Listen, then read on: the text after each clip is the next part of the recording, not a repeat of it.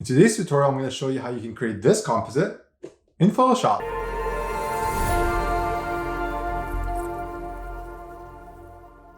Hey guys, Mado here. Welcome back to another tutorial. If this is your first time tuning into this channel, welcome. My name is Mado. I'm a photographer, a visual artist based in Montreal. You can check out some of my work that I create on Instagram. Check me out at e.madu. Today's tutorial is essentially based on an image that I posted on Instagram. I'm going to be showing you the step-by-step how I created it. Before I get into it, I want to give you a little bit of backstory on how this edit came to life. I was shooting on a foggy day with my buddy Eunice and Kevin. Eunice took this image of me. It's a nice kind of product shot of the denim. This is my favorite pair of denim. It's a pair of denim by Naked and Famous. The color of the jeans was created by dyeing coffee beans onto the fabric. You can tell I'm a huge denim enthusiast. Just editing that photo just with the simple compression that the 7200 created, like it's a nice image of its own, but it's not like it doesn't have that nice little kick to it. So I just wanted to create something that speaks with nature and denim, how the two can blend together. At first I thought of creating like a double exposure. I love double exposures. They're kind of neat, kind of cool idea that you can create in Photoshop, but it wasn't speaking to me. So then I figured, they use coffee beans or ground coffee beans on this fabric to create that color. What if I show some coffee beans coming out of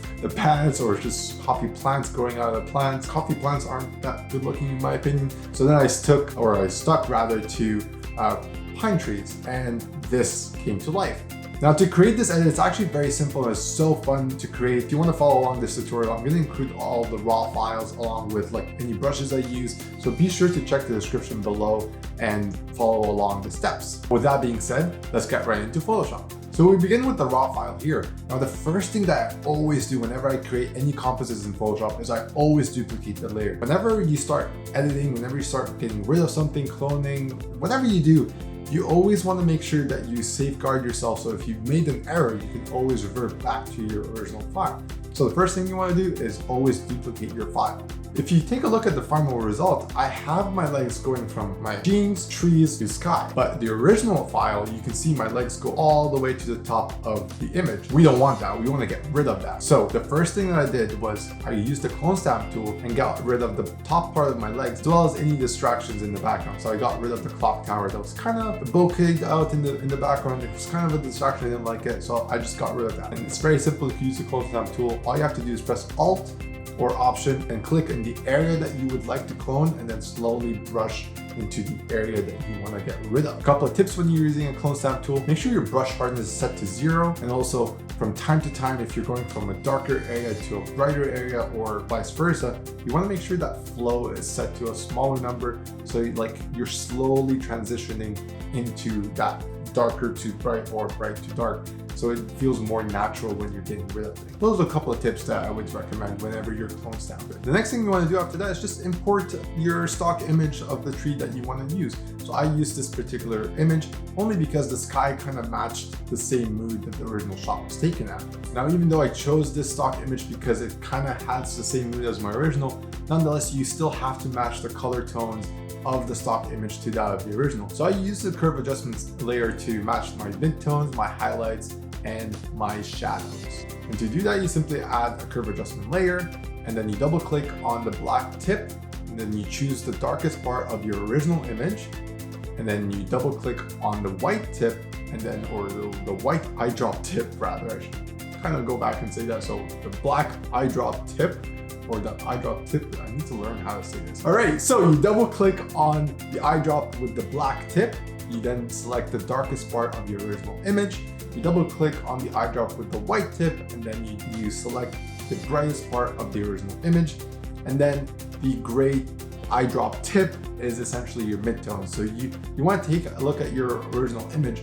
If it was black and white, what would appear to be gray in the image? And that's essentially what you would choose. Now, once you've set your midtones, your highlights, and your shadows, all you have to do is just apply those midtones, shadows, and highlights to the stock image. So all you have to do at this point is just click on the eye drop with the black tip, go into the darkest part in your stock image, and then click on the eyedrop with the white tip, the brightest part in your stock image, and then the midtones, same thing. What would be gray in your stock image, and you click on that. So now that we have the stock image matches the same mood or same color tones as your original image, now all we have to do is change the opacity of the stock image and align it to where you feel it would be a nice position to put the trees at. So I just chose this position, and then once you place it, all you have to do is just mask the surroundings of your legs to only have the trees appear where your legs are. If you remember, we duplicated the original image, so we can always go back to the very original, and then we just select our legs, or in my case,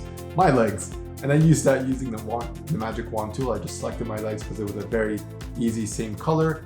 And then once I did that, I created a layer mask and got rid of only the surroundings of my legs of the tree. And I did the same thing with the sky, the tree image. I just selected the sky. I used the magic wand tool as well because the sky had the same color, and I masked that one out. The final thing is to make everything nice, kind of blend together. You can see there's a very harsh line at the very bottom of the tree image intersecting with my leg. So all we want to do is we want to smoothen that transition. So use the gradient tool to have that nice smooth transition.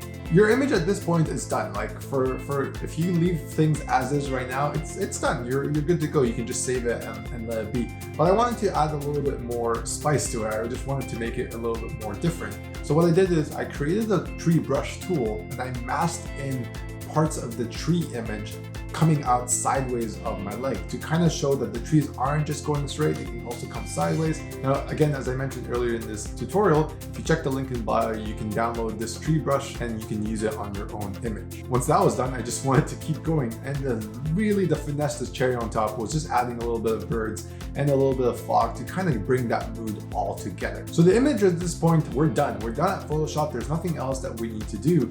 But the way that brings everything back to like everything comes together, the finesse part is applying a preset or any color tone that will kind of blend everything together. Because remember, we added trees that weren't originally there, I added birds, and we added fog. We want everything to have the kind of the same tone, the same vibe to it. So what I did was I just took the photo to Lightroom and I just added a preset to it, and I wanted to bring that attention to the center of the image. So what I did was just added a post vignetting, or you can also add a radial filter and darken the sides just to bring the attention to the center of the image. And that's it. Once you're done, all you have to do is just export it and then just post it onto Instagram or post it wherever you want, and that's it. That's really everything that's involved in this edit. I hope you guys like it. I'm very curious to see if you guys are actually excited to create something like this. And if you do, please, I would love to see your work. So be sure to tag me on Instagram. Again, I will include my handle somewhere in the description. And if you have any questions at all, just feel free to ask them in the comments. Don't be shy. I'll answer all of your questions. And if you yourself, you've tried something like this, or if you feel like, there's a different way of creating that same effect, I would love to know your feedback. I would love to know how you would do it. So be sure to let me know in the comments section. And that's it for me, guys. If you like this tutorial, give it a thumbs up. Subscribe to my channel if you want to see more tutorials like this. Be sure to hit that post notification so you're alerted whenever a new tutorial drops by. And apart from that, I hope everyone's doing well. Stay safe, look after one another, and I'll talk to you guys in the next one. Peace.